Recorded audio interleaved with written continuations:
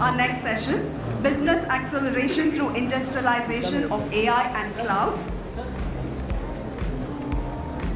For our next session, may I invite on stage the chair for the session, Debashish Chatterjee, MD and CEO Mindtree. Debashish, may I invite you on stage, please?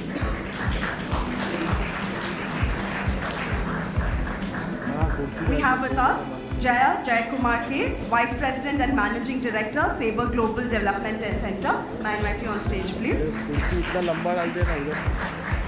I'd like to invite on stage next Mohit Singhal, Vice President, Technology, Target India. Thank you for being with us.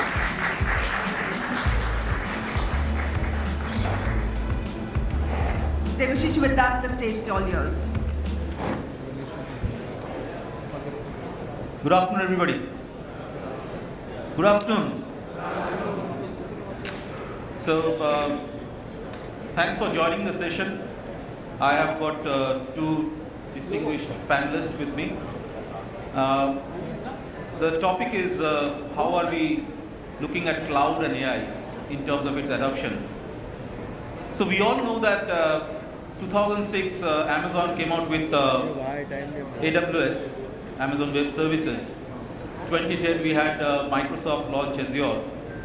And then over a period of time, I think the skepticism that we had in terms of cloud adoption, that kind of went away, and there are organizations who are actually moving all their workloads into clouds. And we have got two gentlemen over here who come from industries where they're dealing with millions of consumers. And for them, cloud adoption has definitely proven very, very useful. And not only cloud, I think with the advent of AI, though it is in its infancy still, I think both of these organizations they represent, they have been doing a lot of things with AI in terms of conversational AI, chatbots, as well as the dynamic pricing, as we say. So what I will do is, rather than me speaking much, I will first introduce the panelists with me. K. Jayakumar, I can call you Jay, right? Yes, please. VP and MD of Sabre, on my right. And on my left, I have Mohit Singhal, VP Technology Target. I can call you Mohit? Yes, please. So why don't we do it this way? I have a few questions for you, but maybe to start with, just as an icebreaker, maybe you can just introduce a little more about yourself, your role, and talk about how you're looking at adoption of cloud and AI in your organization. Maybe we can start with you, Jay. Thank you, DC, and I hope I can call you DC. Yes, absolutely. So, a short introduction about myself. I'm Jaya. I head the Sabre's Technology Center in India. Before this, I used to work with Walmart Labs in similar capacity, and prior to that with Ariba Technologies, also in similar capacity. And for those who are not very familiar with what Sabre does, Sabre is a software technology company working in the field of travel.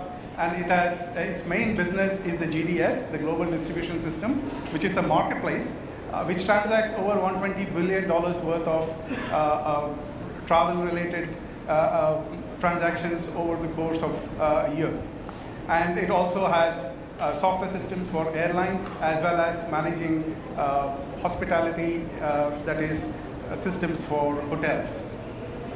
Now, to respond to what DC had asked, there have been over the last decade a lot of disruptive forces in the travel area, and primarily it has come from the explosion of the internet and the demands, the increasing demands and changing demands of the traveler. What is now happening is that the traveler is doing a lot of research himself or herself and then trying to plan their travel. And as a consequence, they want really customized offers or customized ways of planning their travel, whether it's a business travel or a holiday travel. Apart from that, they are also looking for omni-channel experience, whether it's on their mobile or it's on desktop or any other channel of access.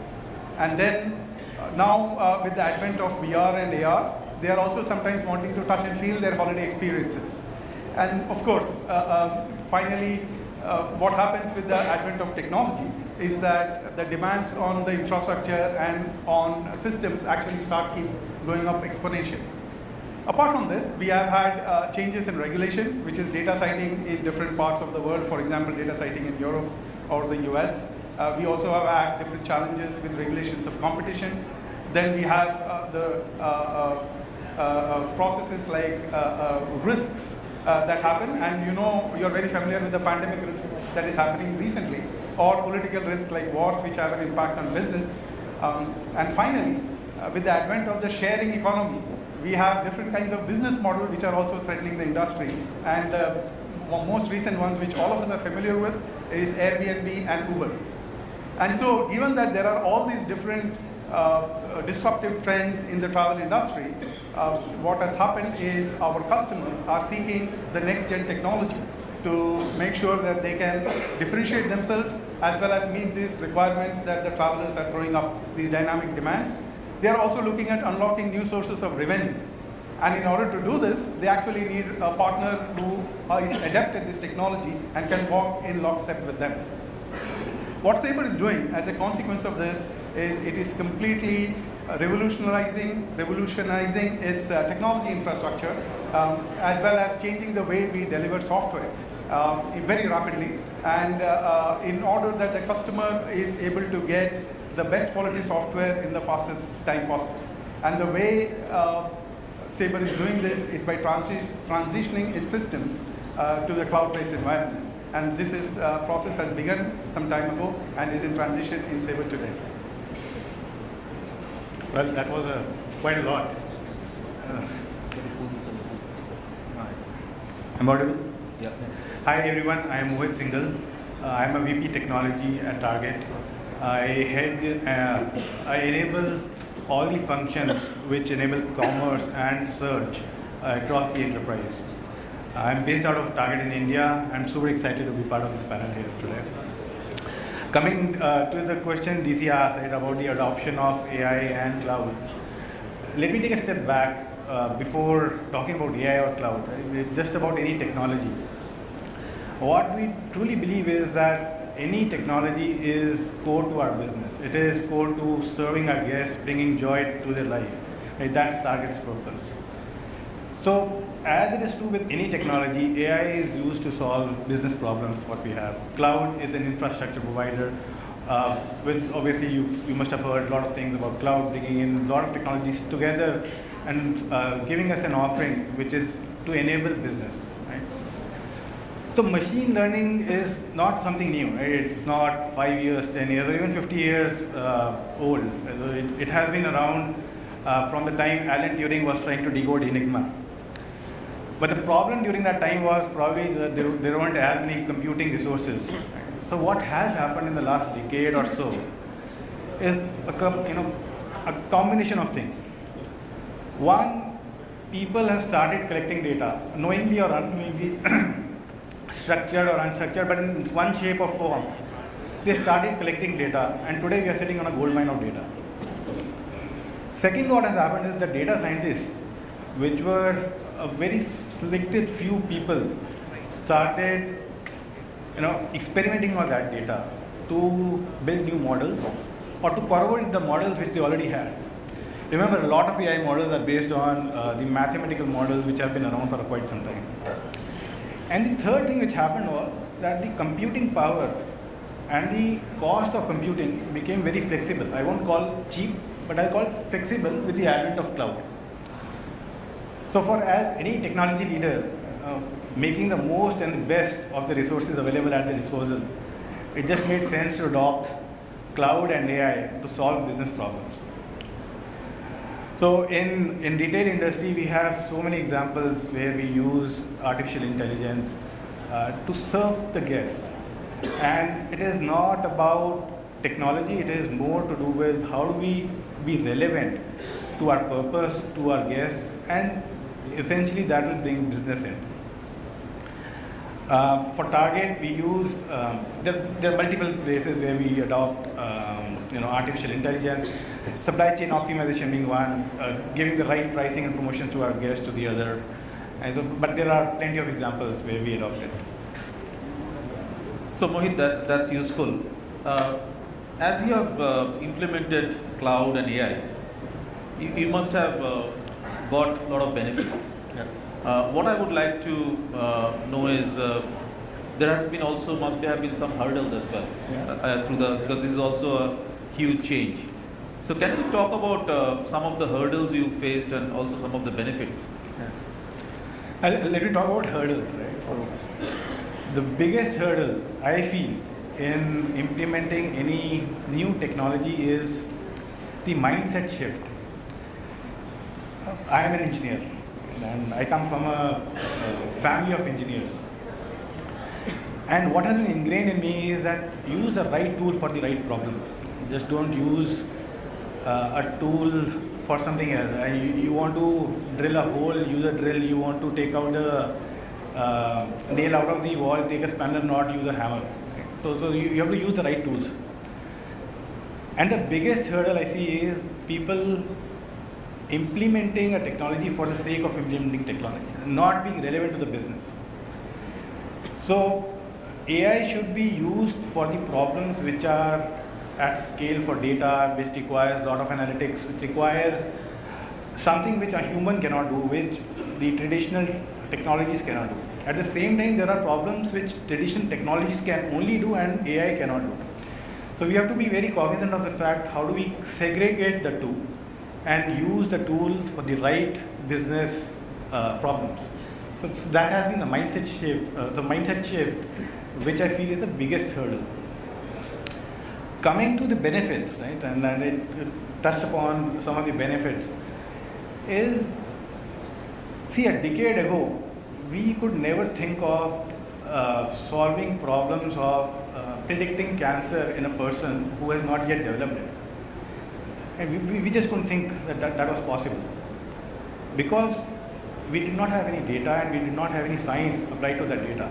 But today, as we sit here today, the medical science has made so much progress just by AI and with the data analytics, that looking at the scans, the doctors can predict 5 years from now a person has a potential to get cancer. Supply chain optimization. I'll give you a small example from my own industry. Placing an inventory at a location so that the cost of fulfilling that is most optimal for the guest as well as for the organization. And it seems a trivial problem, but it is actually very challenging when you have 1,800 stores across the globe or across North America, and you have every single American not far from 10 miles within the radius of a store. But which store do you want to keep what inventory at what levels? It is a huge problem, and no traditional technology can solve it. And that is where we use AI a lot. That's very insightful. Moving on to you, Jaya. I mean, there was a time when we initially talked about cloud, it was more about moving CapEx to OpEx. But over a period of time, we have now realized that cloud adoption is just not about cost savings. It's much more than that. It's about business agility. First of all, do you agree with that? And if you agree, can you elaborate and throw some light on that? Yes, DC, I actually absolutely agree that it is much more than the cost advantage. So one of the many advantages that the cloud provides, it allows us to locate our data and services very close to the customer, and that allows us to speed up our response times. Other than that, we can also start our services in any part of the globe. This allows us, when depending on business needs, to add other cloud regions dynamically to our network. Other than that, we can scale up our compute capacity up and down as the needs of the business demands. And many times you can see that during holiday season, the compute capacity requirements will go up. Later on, it will go down. It could also manifest a time of risk, like the pandemic that is happening now. The other different things we can do is to geographically locate data in a particular way and dynamically keep routing requests. This also allows us to provide an always-on capability to our customers. And then, in a very tactical way, Sabre has had to set up data centers, which probably takes months. And when we move to the clouds, it then changes over to setting up landing zones, which actually takes just weeks. Now, if you look at Sabre today, it processes about 750 million requests a day. And in response to this, there are 77 billion itineraries which are generated. And if you look at the growth of the travel industry, It's growing anywhere between 4 to 6% depending on the region of the world that you're looking at. So these requirements are only going to increase, and therefore the requirement to scale along with the business is also going to go up. And therefore these are all the different advantages that Sabre is actually deriving from moving its systems from where it is today to the cloud over time. Thank you, Jay. So, as we all agree, I think cloud has been there for a while, and I would say that cloud is becoming mainstream very fast. But if you look at AI, I think still it is in infancy, and people are curious to understand how people are experiencing AI.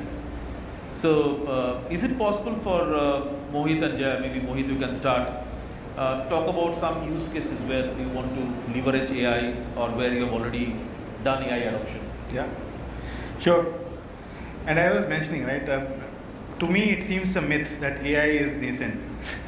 The machine learning has been, and let's be honest, right, humans are lazy. And we are smart at making things which make us more lazy. Right? So it's a conundrum. But we have created things which will make our lives easier. And we've ever been trying to do that. And I again take the example of Alan Turing. Right? So from the World War II, we've been trying to make others learn. When I say others, not other human beings, but other things learn, so that our life becomes easier. Just because we did not have the right environment, right resources, right skill sets at that point in time, we couldn't make as much progress. But as we look at last 5 years, or even a decade if you look at it, we've made tremendous improvements and progress in multiple fields. And as I think, I've been hearing a lot of sessions throughout yesterday and today.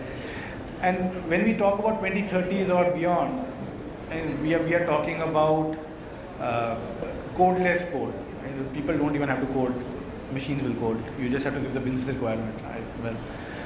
Right? But the point is that everything has to be relevant to a business problem, and I think that is something which we have to be grounded on. Everything else will follow, and in terms of taking some use cases, well, self-driven cars are not a very distant future. We already see the AI-driven cars coming up. We see a lot of progress being made in the healthcare world. And I don't think Bill Gates and Melinda Gates would have been able to eradicate polio without AI, with the power of AI and the data analytics they had. So the use cases are multifold and in multi industries. And as we move forward, we just have to make sure that we don't use the wrong tool for a wrong purpose. That's the only thing we have to be cognizant about. Thank you, Mohit. Jay? We are all familiar with intelligent retailing, that is all the e-commerce transactions that we do, and the recommendations that come from the different sites where we do our shopping.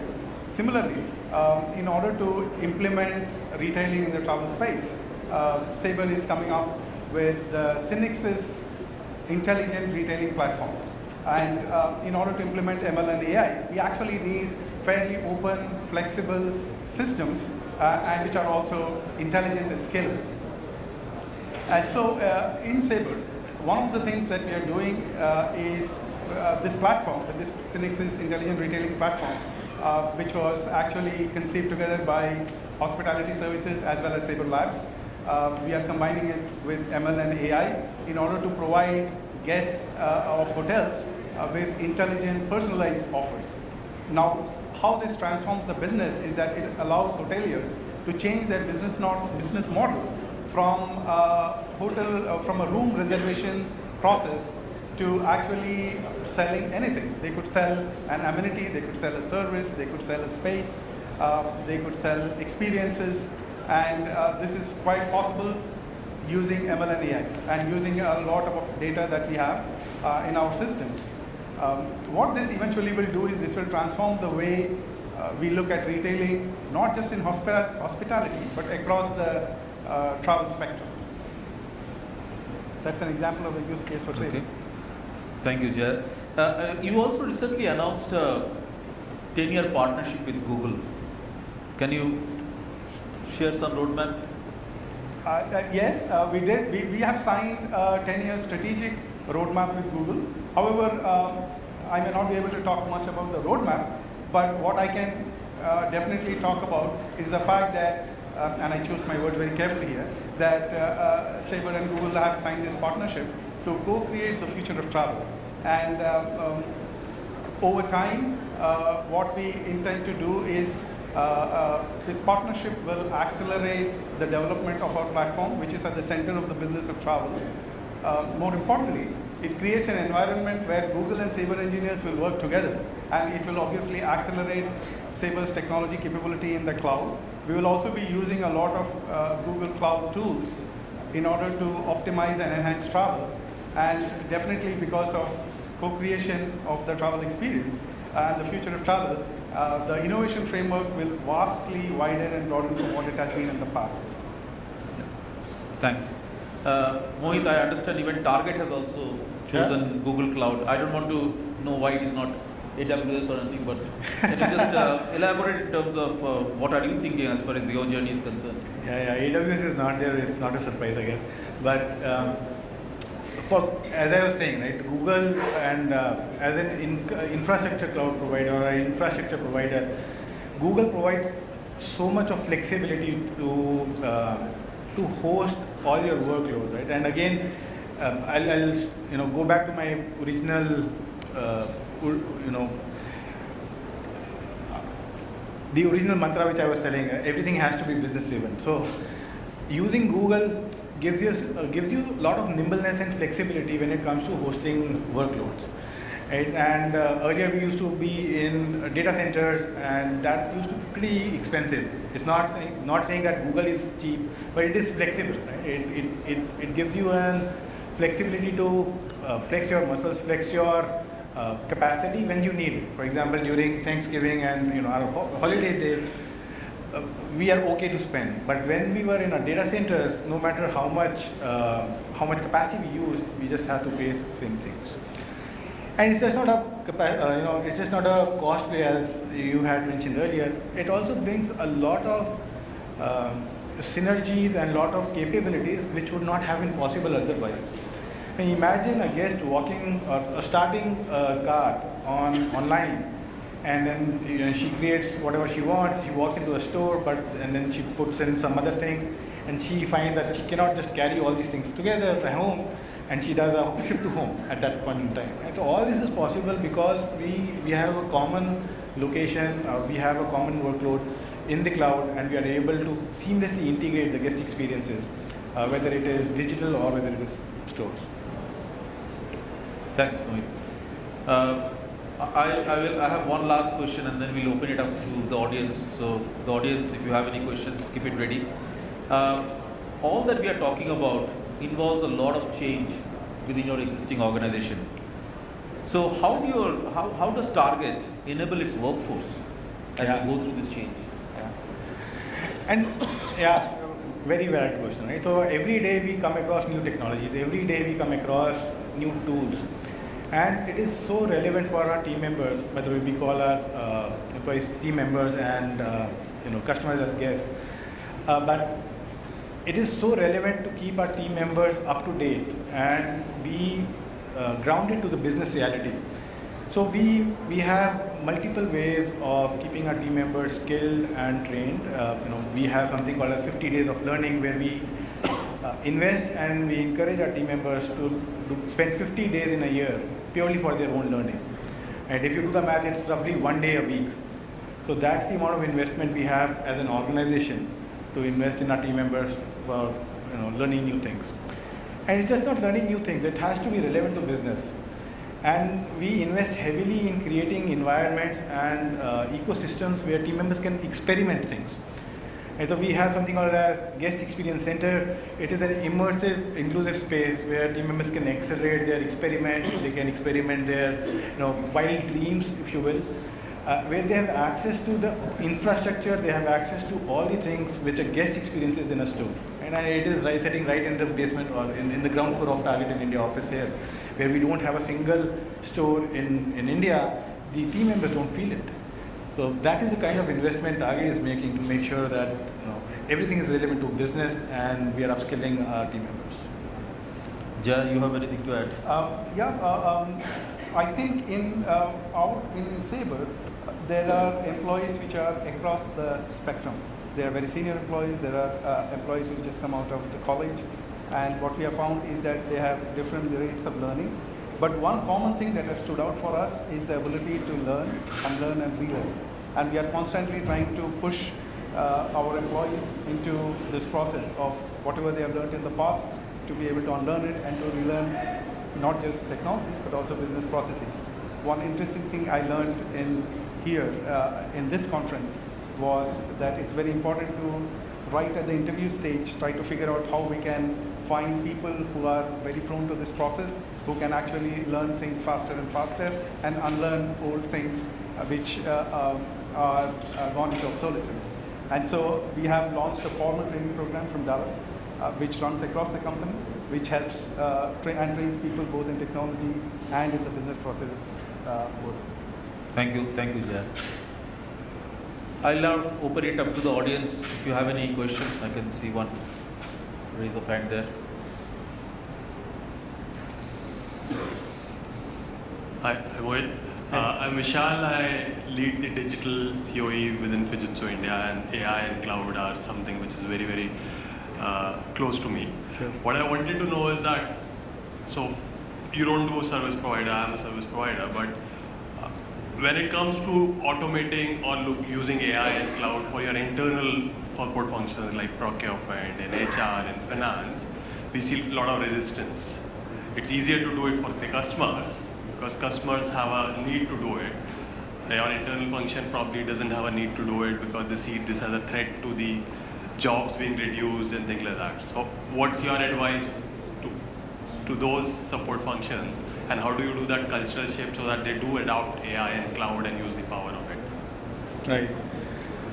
So see, today the philosophy is, or at least Target's philosophy is, that anything which is core to business, we will do in-house. Anything else, we will buy. And so, to your point, if there are functions of procurement or if there are functions which are internal to Target, now there are definitely, we are definitely invested in looking at partnerships. But when it comes to our core business, at that point in time, because honestly, if we wait for somebody to give us something, we've already lost the edge. We might as well do it ourselves, and we will be much faster at that. So that's the thought process. Any other questions?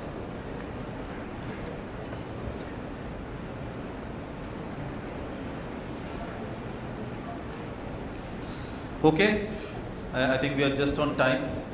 Thank you so much. Thank you, Jay. Thank you, Mohit. Thank you, DC.